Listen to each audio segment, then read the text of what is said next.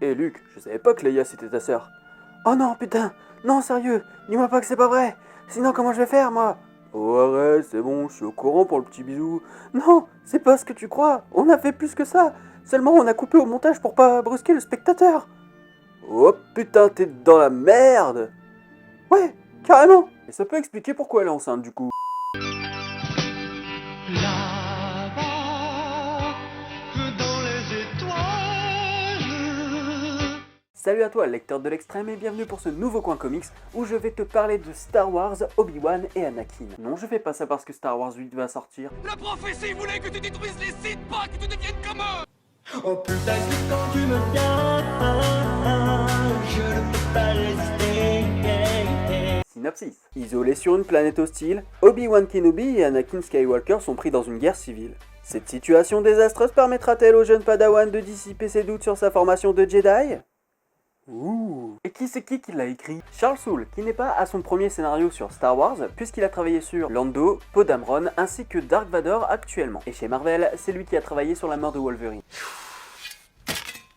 Obi-Wan et Anakin, c'est un comics assez intéressant qui s'interroge principalement sur les doutes d'Anakin au sein de l'ordre Jedi, et ça depuis son adolescence. Et ça montre aussi les doutes d'Obi-Wan. On voit clairement la relation père-fils et le fait que le maître Jedi est prêt à renoncer à tout pour son élève. Nous étions comme des frères. Ouais bon, ok, dans l'épisode 3, il dit que c'est comme un frère. Mais je suis désolé, quand tu vois Clone Wars, l'épisode 2 ou encore ce comics, ben clairement c'est une relation père-fils. Viens me contredire en commentaire, Padawan. Et puis on te montre que Palpatine manipule Anakin depuis beaucoup plus longtemps qu'on ne le pense. Tout de suite ça rend l'épisode 3 un peu moins expéditif sur le côté « Coucou, je suis un Jedi super cool, je vais buter toute ta famille FDP ». Bon après je vais pas revenir sur le fait qu'on a besoin toujours d'éléments complémentaires au film à travers d'autres médias. C'est comme ça puis c'est tout. Ce comics faut pas le voir comme une œuvre parfaite au niveau du scénario. Globalement ce qui se passe sur la planète des réceptifs et des hermétiques c'est pas le plus important. Même si je trouve qu'il y avait un parallèle assez intéressant avec Daesh sur le fait de détruire des œuvres d'art.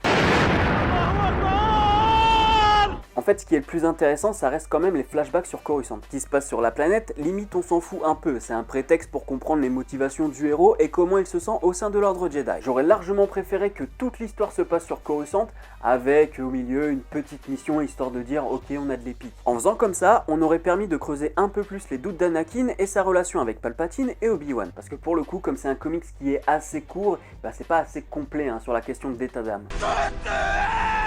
Et les dessins, qui qu'on a? Marco Cecchetto, qui lui non plus n'est pas à son premier Star Wars, puisqu'il a dessiné sur Star Wars, les ruines de l'Empire en 2015. T'inquiète le fanboy, je le lirai un jour. Mais aussi Superior Spider-Man Team Up et Shadowland, la chute de Daredevil. Niveau plan d'ensemble et de grand ensemble, je peux vous dire que ça balance du lourd, notamment sur les paysages, et l'impression de gigantisme. Et le dessinateur balance des effets assez intéressants sur les glaciers et les explosions. Après, si t'es pas d'accord, tu peux très bien dire que cet effet visuel, il est pas très lisible. Mais ça reste un style, on aime, on n'aime pas. Personnellement, je me suis facilement plongé dans les dessins, et les créatures sont vraiment stylées. Mais pour les personnages, en dehors de Yoda et Palpatine, tu reconnais pas vraiment en fait les acteurs qui les incarnaient dans la prélogie. Et c'est dommage parce que quand je vous ai parlé du comics Dark Vador, on reconnaissait vraiment tout le monde. Mais les dessins font taf. Et la colorisation d'Andrés Mossa est plus ou moins correcte selon les environnements. Parfois ça va être bien géré, parfois assez simpliste. Si tu aimes Star Wars et que tu veux en découvrir un peu plus sur la prélogie et l'enfance de Dark Vador, si les relations entre les personnages c'est ton truc, si la remise en question des institutions de cet univers c'est ta cam, ce comics est fait pour toi.